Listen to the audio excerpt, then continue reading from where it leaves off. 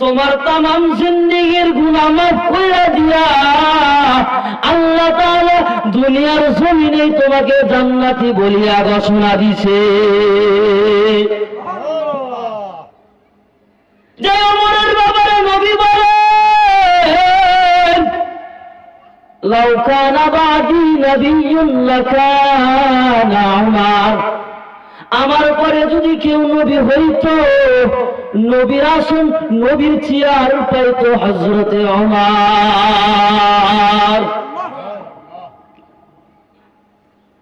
আজকে মসজিদে দাঁড়াইলে মুসল্লি পাই না,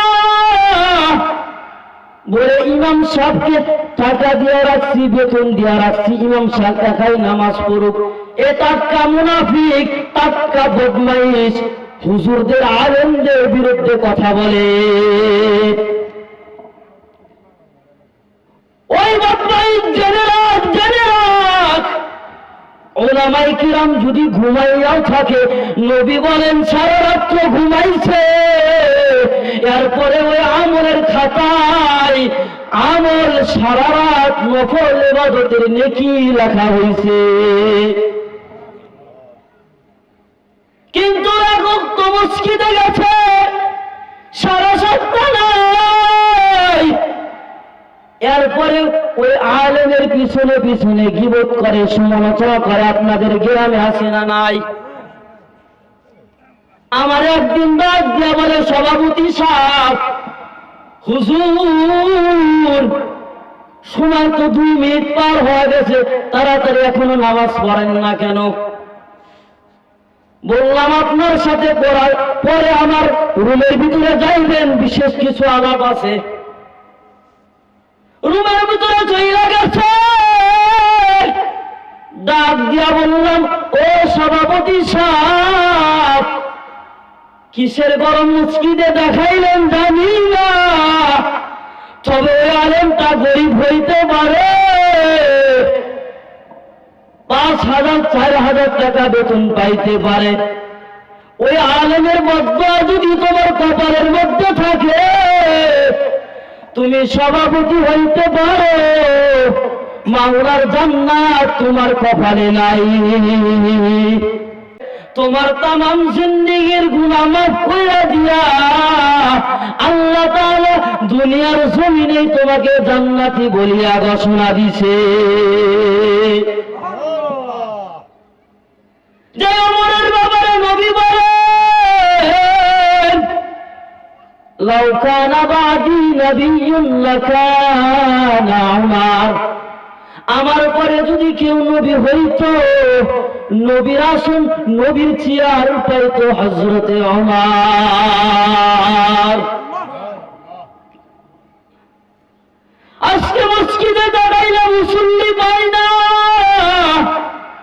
বলে ইমাম সাহেবকে টাকা দিয়ে রাখছি, বেতন দিয়ে রাখছি, ইমাম সাহেব একাই নামাজ পড়ুক। এ টাটকা মুনাফিক, টাটকা বদমাইশ, হুজুরদের আলেমদের বিরুদ্ধে কথা বলে। ওই বদমাইশ জেনে রাখ, জেনে রাখ, ওলামায়ে কিরাম যদি ঘুমাইয়াও থাকে, নবী বলেন সারা রাত্র ঘুমাইছে, এরপরে ওই আমলের খাতায় আমল সারা রাত নফল ইবাদতের নেকি লেখা হয়েছে। কিন্তু এখন তো মসজিদে গেছে, সারা সপ্তাহ নাই, এরপরে ওই আলেমের পিছনে পিছনে গীবত করে, সমালোচনা করে। আপনাদের গ্রামে আছে না নাই? আমার একদিন ডাক দিয়া বলে, সভাপতি সাহেব, হুজুর সময় তো 2 মিনিট পার হয়ে গেছে, তাড়াতাড়ি এখনো নামাজ পড়েন না কেন? বললাম আপনার সাথে পরে আমার রুমের ভিতরে যাইবেন, বিশেষ কিছু আলাপ আছে। রুমের ভিতরে চইলা গেছে,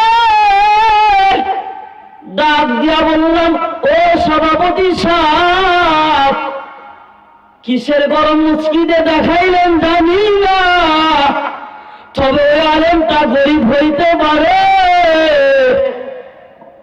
5,000 4,000 টাকা বেতন পাইতে পারে। ওই আলেমের বদয়া যদি তোমার তুমি সভাপতি হইতে পারো, মাওলার জান্নাত তোমার কপালে নাই। তোমার তামাম জিন্দেগীর গুনাহ মাফ কইরা দিয়া আল্লাহ তাআলা দুনিয়ার জমিনে তোমাকে জান্নাতি বলিয়া ঘোষণা দিছে।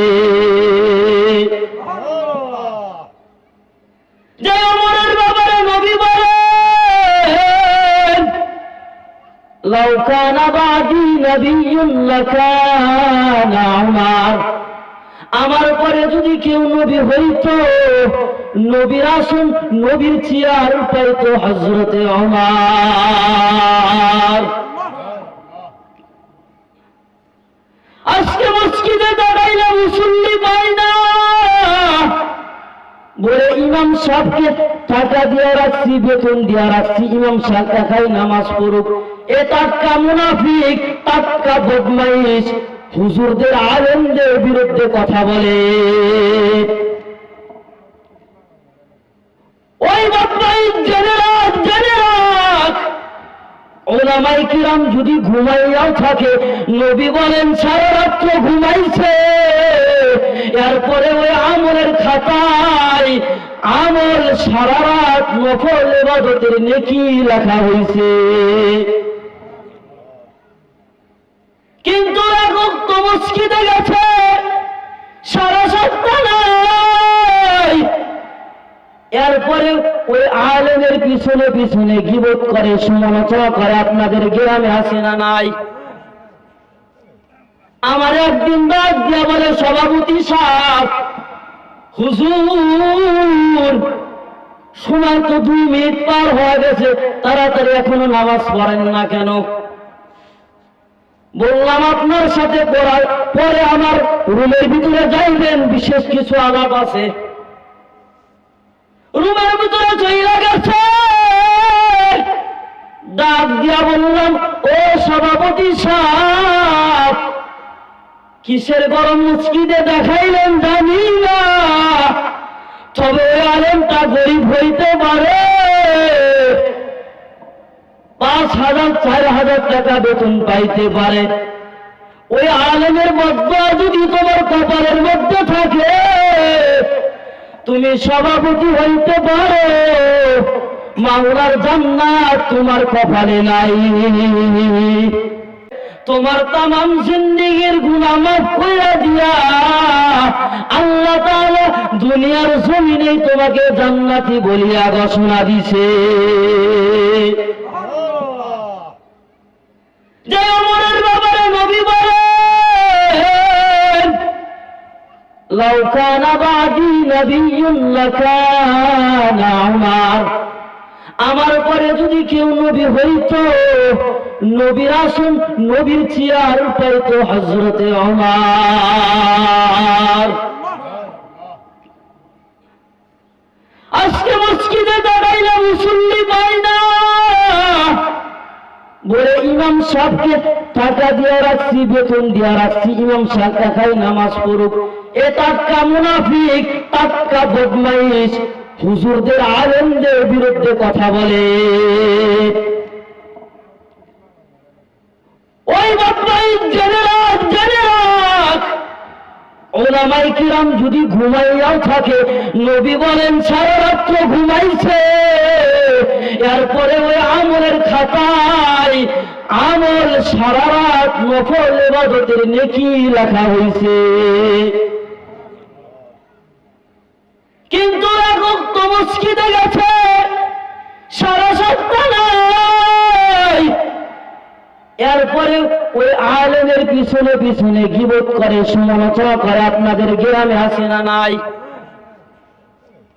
আমার একদিন ডাক দিয়া বলে, সভাপতি সাহেব, হুজুর সময় তো 2 মিনিট পার হয়ে গেছে, তাড়াতাড়ি এখনো নামাজ পড়েন না কেন? বললাম আপনার সাথে পরে আমার রুমের ভিতরে যাইবেন, বিশেষ কিছু আলাপ আছে। রুমের ভিতরে চলে গেছে, ডাক দিয়া বললাম, ও সভাপতি সাহেব, কিসের গরম মসজিদে দেখাইলেন জানি না, তবে আলেমটা গরিব হইতে পারে, 5,000 4,000 টাকা বেতন পাইতে পারে। ওই আলেমের বদয়া যদি তোমার কপালের মধ্যে থাকে, তুমি সভাপতি হইতে পারো, মাওলার জান্নাত তোমার কপালে নাই।